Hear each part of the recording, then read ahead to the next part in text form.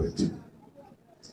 আজকে এমন একটি মানুষের জন্য আমরা এই দোয়ার আয়োজন করেছি, যে মানুষটি আমাদেরকে ছেড়ে কখনো যান নাই। আমাদেরকে ছেড়ে অনেক আভিজাত্য জীবনযাপন করতে পারতেন, কিন্তু তিনি সেটা না করে জেলখানাকে আলিঙ্গন করেছেন।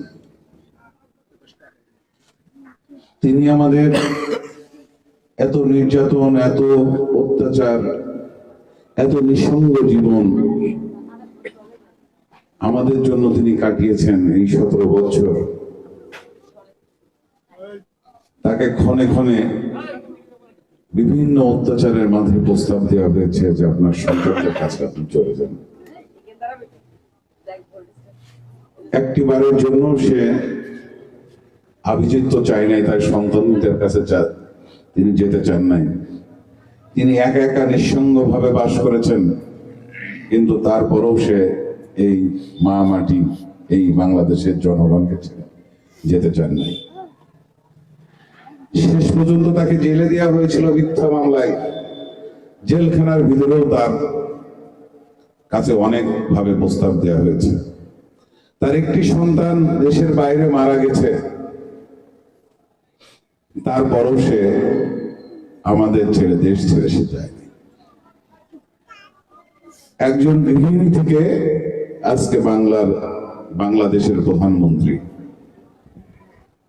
এবং তিনি এত জনপ্রিয়তা অর্জন করেছিলেন, বিশ্বের মুসলিম কোন নেতার জানাজায় এত লোক ইতিপূর্বে কখনো হয় নাই।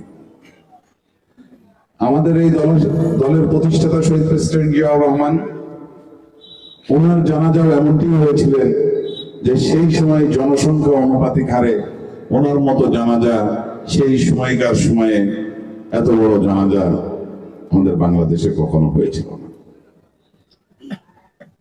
ঠিক তেমনি ভাবে জিয়াউর রহমান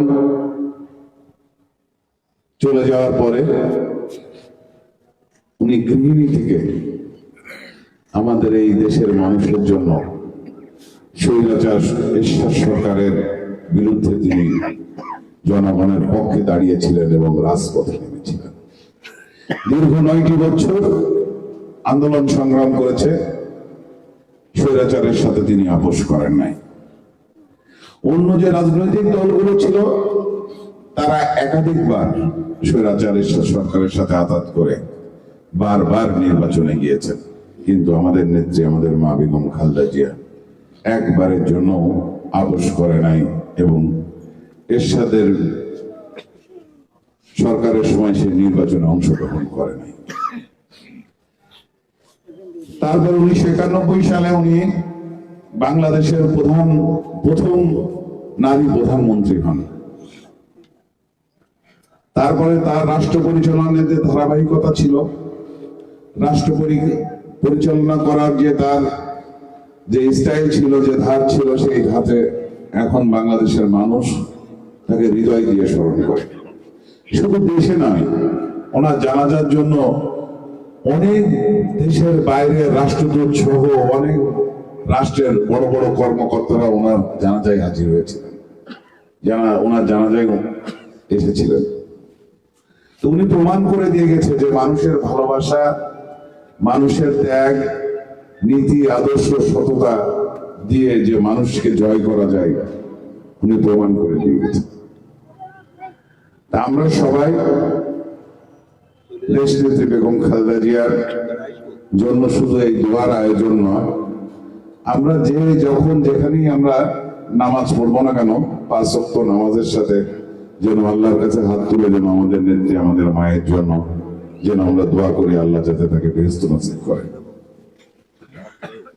আমাদের দেশনেত্রী বেগম খালেদা জিয়ার যে স্বপ্ন ছিল, যে অপূরণ স্বপ্নগুলো এখনো রয়ে গেছে, সেই স্বপ্নগুলো বাস্তবায়ন করার জন্যই আমরা আগামী দিনে ঐক্যবদ্ধভাবে এই বাংলাদেশ গঠন করার জন্য আমরা কাজ করতে চাই। আমরা এই চুয়াডাঙ্গা থেকে, আলমডাঙ্গা থেকে আমরা ঐক্যবদ্ধ হতে চাই। আগামী দিনে আমরা কাঁধে কাঁধ মিলিয়ে সমস্ত অনুন্নয়নের যে কাজগুলো রয়ে গেছে সেই কাজগুলোর চাহিদা মোতাবেক আমরা ক্রমান্বয়ে আমরা করার জন্য আমরা চেষ্টা করব। আলমডাঙ্গাকে একটা মডেল শহর হিসাবে আমরা তৈরি করব। আলমডাঙ্গা উপজেলাকে আমরা মডেল উপজেলা হিসাবে আমরা তৈরি করব। সেই জন্য এই দেশনেত্রী বেগম খালেদা জিয়ার শোককে শক্তিতে রূপান্তরিত করে আমরা আগামী দিনের সুন্দর একটি বাংলাদেশ আমরা তৈরি করতে চাই। আমরা দুর্নীতিমুক্ত বাংলাদেশ তৈরি করতে চাই। আমরা জবাবদিহিমূলক প্রশাসন আমরা তৈরি করতে চাই। আমাদের এই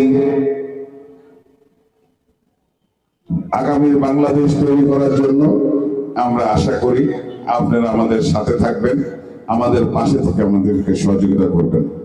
আর সবাই আমার নেত্রী আমার মায়ের জন্য প্রাণ খুলে দোয়া করবেন, আল্লাহ যাতে ব্যস্ত নসিব করে। আপনাদের সাথে আবার দেখা হবে, আবার কথা হবে, হয়তো আপনার বাড়ির আঙ্গিনায় অথবা বাড়ির পাশে কোনো দোকানে অথবা কোনো রাস্তায়। সবাই আমার জন্য দোয়া করবেন। আসসালামু আলাইকুম। ধন্যবাদ প্রিয় নেতাকে।